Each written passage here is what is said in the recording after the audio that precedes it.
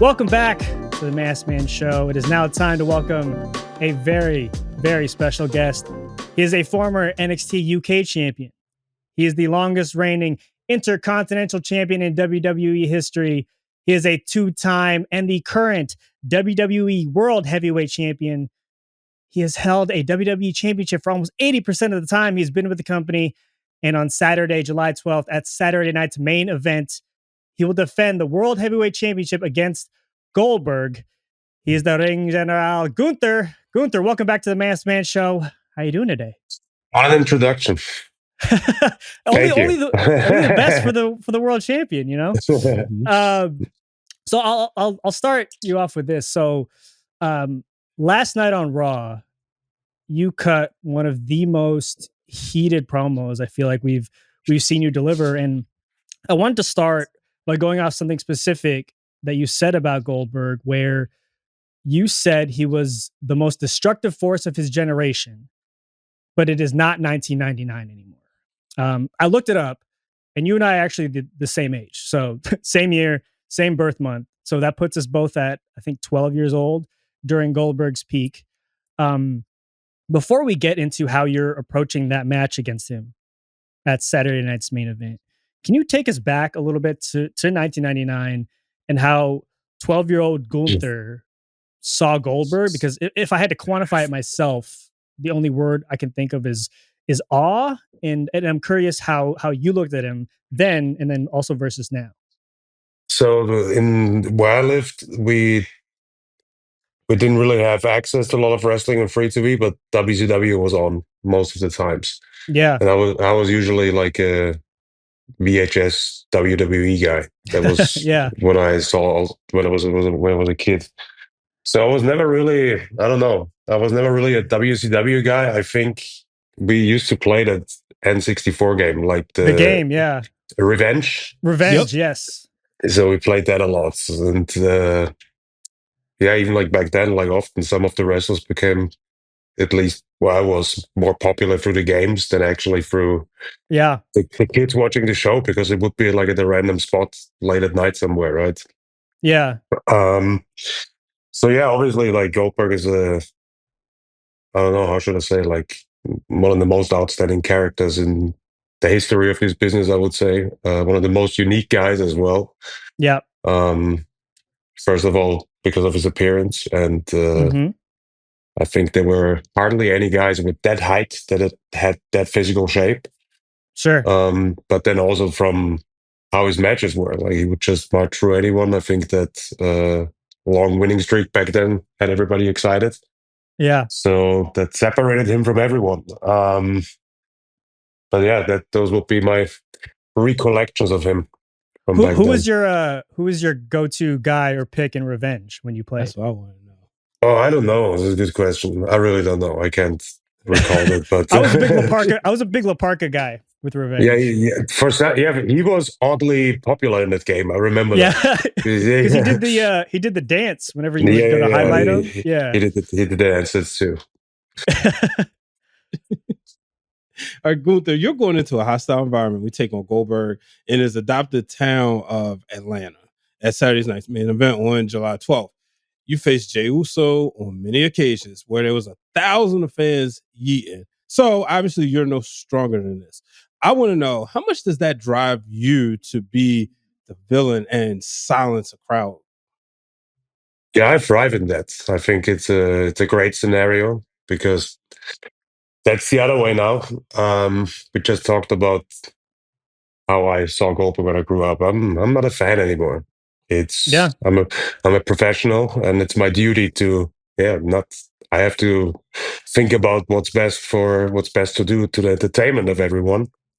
And it's going to be my job to take that special moment away from everyone. And I feel like that struggle leading there is going to be interesting. I think it's interesting scenario overall, because the big question is also, to a degree, does Goldberg is 58 at that point. Mm-hmm. Does he still got it?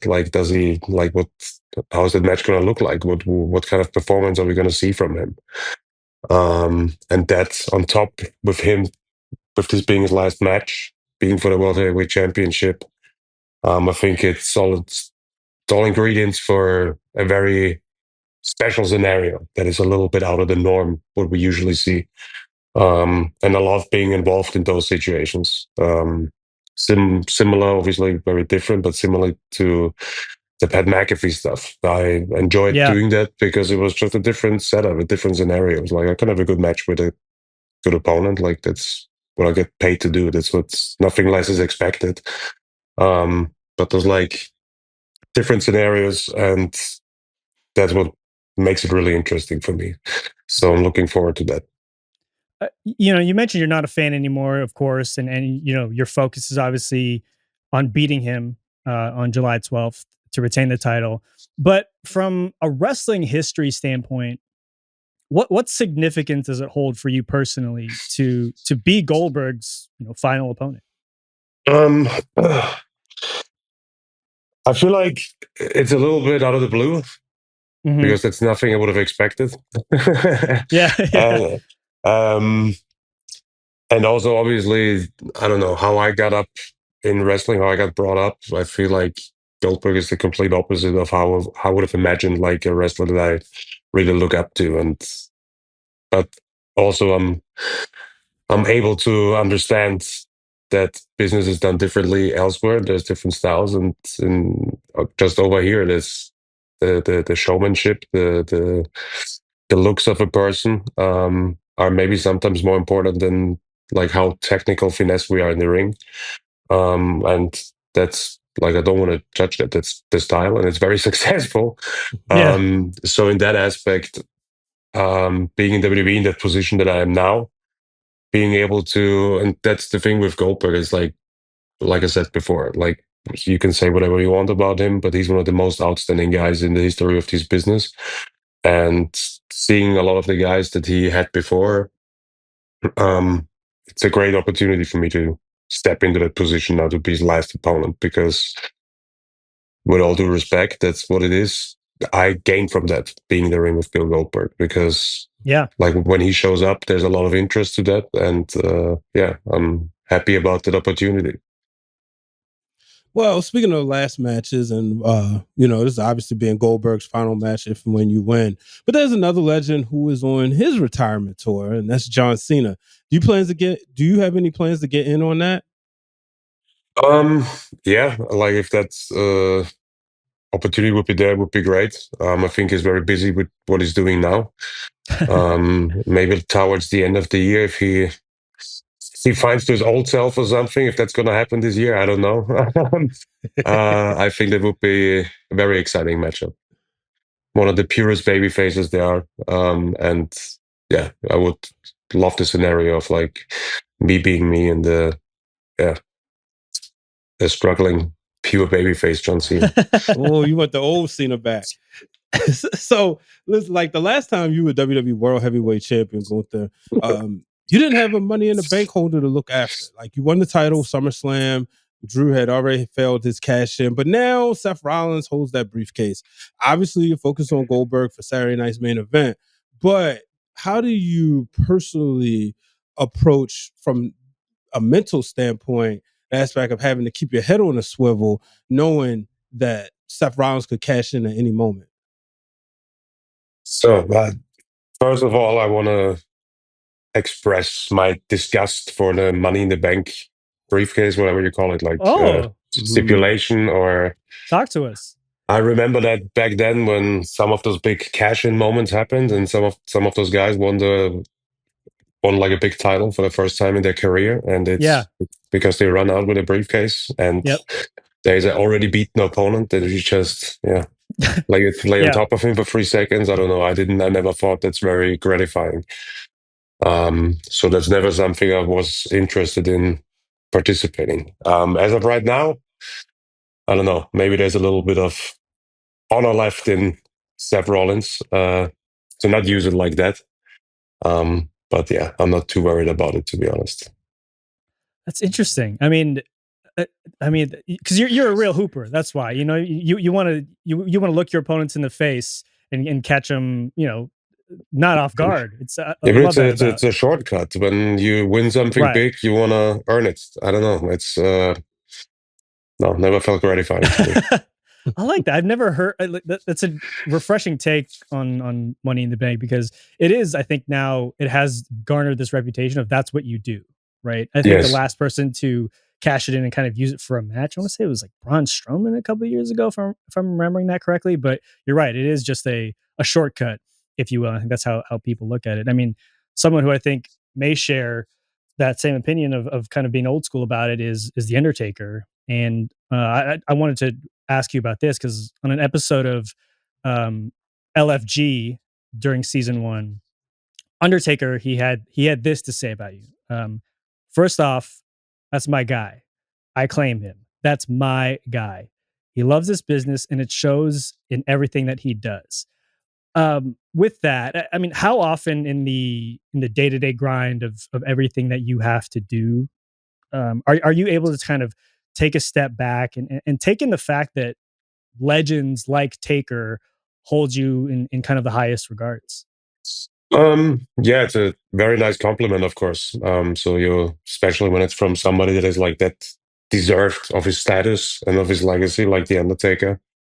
And I always liked the kind of career he had, because he was never someone that got fed the most exciting opponents throughout his career. It would usually be all the top guys wrestling each other, and yeah, he was stuck with, I don't know, Giant Gonzalez or something like that. Right. So he was always like, he's like a wrestler's wrestler, because he was always a wrestler that was like a big pillar of the roster, a big pillar of the company that you can always lean on. And I think for everybody that has a little, even the slightest bit of passion for the craftsmanship in what we do, I think achieving that position is very rewarding. So I think that's why that's at least why I always respected him a lot. So yeah, hearing that from him is fantastic for sure. Yeah, and I mean, you talk about a wrestler's wrestler. It makes me think about something that you mentioned after you actually won the World Heavyweight Championship back from Jay a couple weeks ago on Raw, and it was that you said that no one was necessarily waiting for you in the back to congratulate you, which you were fine with. I was, I guess, a little surprised to hear Ludwig Kaiser was it back there and maybe waiting for you. And I also was a little surprised he wasn't involved in your entrance at 41. I was just waiting for him to pull the jacket off and make it disappear. How are things going between the two of you guys? Oh, very good. We just been to Italy last week. We were invited. Yes, we were invited at a friend's wedding. It's very nice. Okay, it's all good. What's the go-to meal in Italy? Oh man, to be fair, it's a wedding. There's more drinking than eating, to be honest. Oh, fair. But, Okay. But usually in Italy, you go for the standard things, right? Pasta, pizza, but also a lot of cold cuts. And I think it's not what kind of dish, but it's like the quality of each single dish that is very enjoyable there. So, got you. I saw this on TikTok from interaction with you and a fan. I believe their name's Elise, and they got something signed by you at a meet and greet. And they said something along the lines that they might cry being able to meet you. Obviously, there's a Gunther that's away from the ring and everything else. But given your on-screen character, how often do these interactions happen with you and fans where they're on the borders of tears when they meet you? And how do you as a person process these emotions? Yeah, spoken as like fully human, it's like hard to, I don't know, it's hard to really understand, to be honest, because at the end, because I never had those, like, I don't know, I was never like a celebrity chaser, or like I never had like a big idol in sports. It was like, oh, I gotta meet someone and stuff like that. Actually, funny enough, one of the recent meet and greets, there was like a person that drove like I forgot how many hours it was, but it was way too long to come to the meet and greet. And I had to say it, like, I really appreciate that, but please don't do it again. Like, do something with your time that benefits yourself.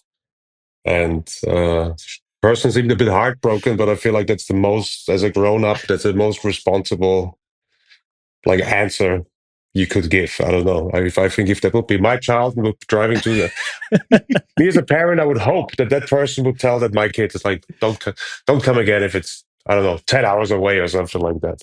Now you're a new dad though, right? So yes, you of don't course. think that'll change? But I think I would have. I think I would have given that advice even before being a dad, to be honest. But it's obviously very appreciated. It's it's very nice to see that with what I do that I can reach people like that. But yeah. I wanted to finish off here kind of with this last thing, because I actually wanted to ask you about your moveset, specifically your finishers, ironically, as we get to the end here, because I'm always fascinated by everyone's decision process on what those will be. You have the power bomb and the sleeper as your two go-to finishers there, and two very old school, but very effective and powerful moves. Can you take us through how you settled on those two things being how you wanted to finish opponents off, especially kind of in wrestling in 2025, when everyone's oohing and awing at all these flips and everything else, but yours is just so, again, so old school and grounded, but it's almost has kind of the same effect emotionally. Yeah, I mean, I always try to approach everything with like things that make sense for me to do, body constitution and stuff like that. So yeah, got long limbs, so thought I use my arms, my hands, and my legs. But then it's just like overall, when you look, I don't know, it's like I'm pretty tall, so everything that's like a suplex, like a bridge or something like that, doesn't really make sense for me because it's not a natural. I don't know, it doesn't make sense for me to climb up somewhere and jump off, even though I could maybe do a little bit more spectacular things, just athletically and stuff like that. I think at the end of the day, it's that's what separates the cream from the crop. Is that the right saying? I don't know, but that's what separates the ones that are really good and the ones that are excellent at what we do. Is like it's a big point of maturity too. It is not about, like, it shouldn't be a deciding factor what you're physically able to do. The deciding factor should always be what makes sense for yourself as the specific person that you are. What makes sense to do in the ring, and make it easy for everybody to follow. And that's what I'm usually focused on. I catch myself sometimes, obviously, because you always got to rethink your stuff. And then I think, oh, should I maybe try this new thing and this new thing? But my conclusion mostly is like, no, it's not really needed, to be honest. It doesn't make sense for me. And and I think that's what that was always my approach at everything I wanted to do. It's so like you need to have a conscious too of the environment you're in. That's very important, I think. Like, see what your peers are already doing and try not to take anything away from everyone. Because even if somebody's my opponent, I want my opponent to shine as much as possible, because at the end I'm going to beat him, and then I look better if I beat someone that looked really good. So yeah. I mean, you've gone up to the top rope a couple of times, and again, as you mentioned, you're a tall dude. How terrifying is it up there? Because I feel like a lot of these high flyers are on the shorter side, so there's less ground. It feels like almost there's less distance traveled to the ground. For a tall dude like yourself, it must be a little bit more intimidating than I think you're letting on. Yeah, I mean, it's not anymore, but at the beginning, I remember when I started doing that big splash, when I tried it the first time, it was really like, oh, that's high. So, but yeah, now it's fine. Yeah. Well, Gunther, the Ring General, thank you so much for joining us here on the Masked Man Show. Best of luck, July 12th against Goldberg, Saturday night's main event. And we'll talk to you soon. Thank you. Thanks for having me. And see you next time. Take care, man.